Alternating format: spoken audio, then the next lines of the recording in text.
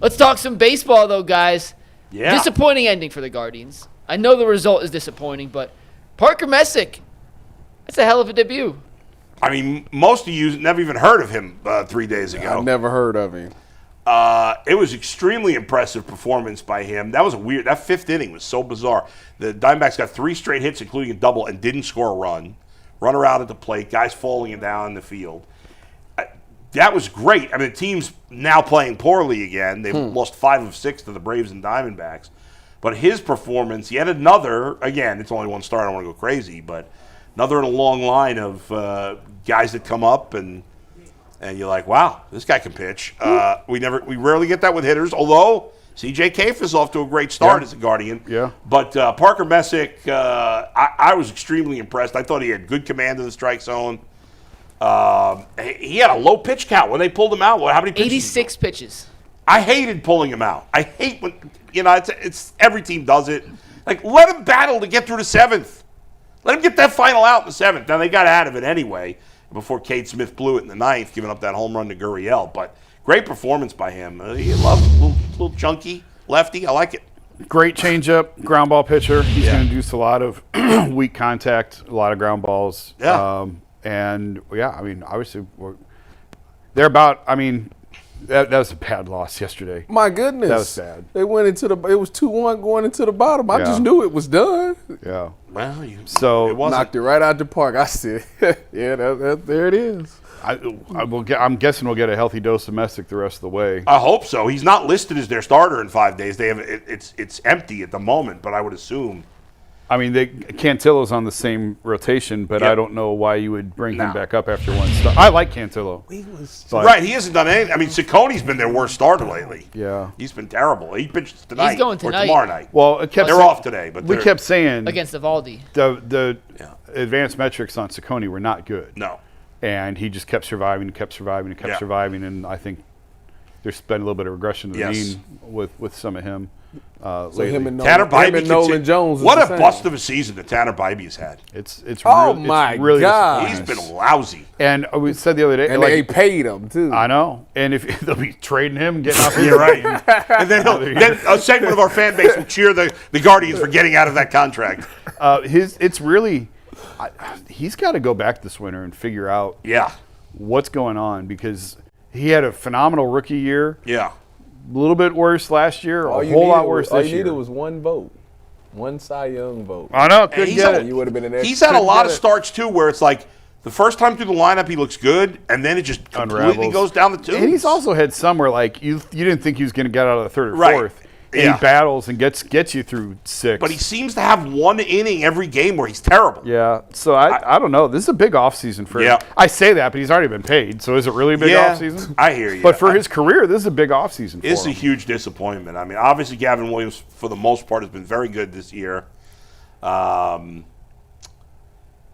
Logan Allen's been solid. Again, my expectations for Logan Allen are not like the other guys. Yeah. I think he's pitched better than I thought he would. Because we had no expectations for him. Right, him. because he's a back-end starter. Yeah. And but I love what I saw with Messick. Obviously, the offense, which was hot for a while, has quieted down.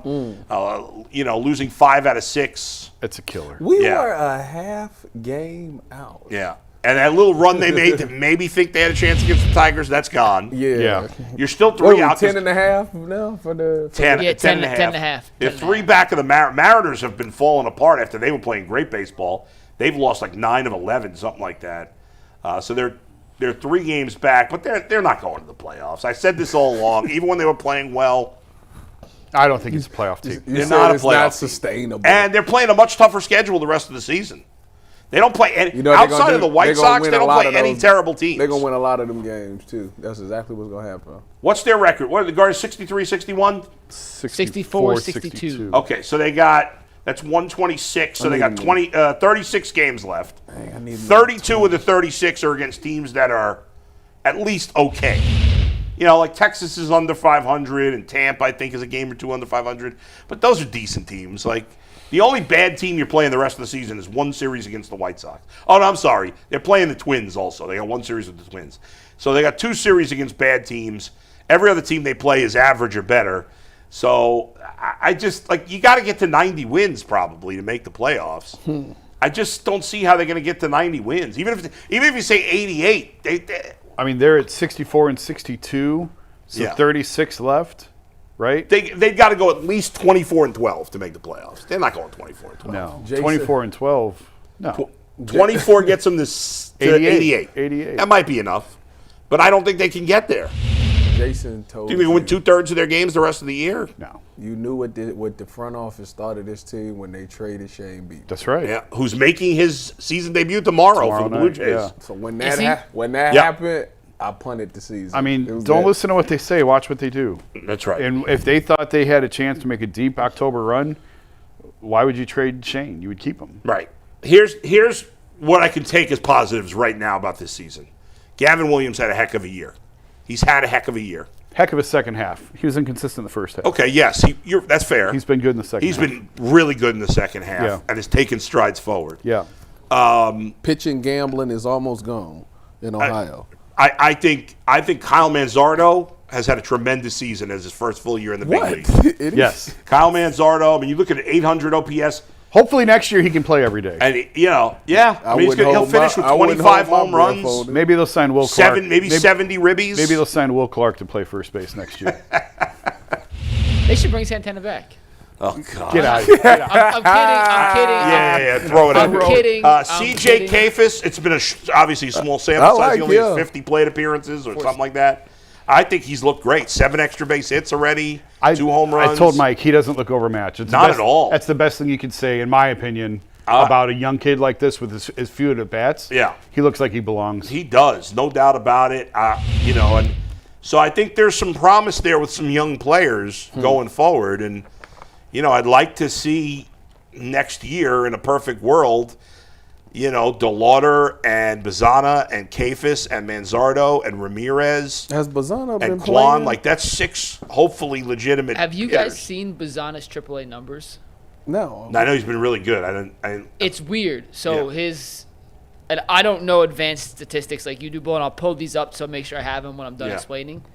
Like the traditional box score numbers, average and on base, not good. But the WRC plus and all the weird stuff that has a whole equation that gets to is in like the 98th percentile. It's literally on both ends of the spectrum. Well, he hasn't been there that long. No, it's tiny. It's like 8 games, 9 games. Yeah. So, but I'll find the tweet I saw this morning. I'd like to see. I'm hoping that either he or DeLauder will get a cup of coffee in September, or both. Is DeLauder I'd like back? to see it, but He's not back yet. yeah. So I don't know if it's going to happen or not. But Probably not for DeLauder just because of all the injuries. the rosters expand on September 1st from 26 to 28. So you bring in another pitcher, you bring in another hitter down the stretch. We'll see. I wonder if Santana. I wonder if they put Santana on waivers if somebody would pick him Who's up. going to claim him? Well, I don't know. If there was any interest, Give him a they'd have been chance able to to play on a trade him. playoff team, maybe as a bench player. Like at this point, to me, he's a bench player. On a good team as a bench player, I could see him that. What's the first baseman we signed and then traded him to the Rays like 2 years ago? Traded to the Rays. Or did we trade him to the Rays? Who? You talking about Yandy Diaz? Jake Bowers came from the Rays. That was more than 2 years ago. I don't know what you're Traded a first baseman to the Rays? The only trade with the Rays that I can think of is Savali for Manzardo. Maybe it wasn't the Rays. And then Yandy. Those are only two. Right? We had signed somebody in free agency. Oh, Josh Bell. That's who. He can get traded to the He's Rays. the Marlins. Marlins. That's who it was. Now he's on the. I don't even know where he is. I forgot what. I don't know where he Washington, is. I think. Is he back at Washington? Wasn't he there? Or I can't remember what team he's on right now. I don't know. He's playing first base for whatever team Nathaniel Lowe was on. It's Washington, I think. It is Washington. Yeah, he's on Washington. Didn't he start? He started in Pittsburgh. What about the catcher? Ralphie out of Velasquez has been incredible.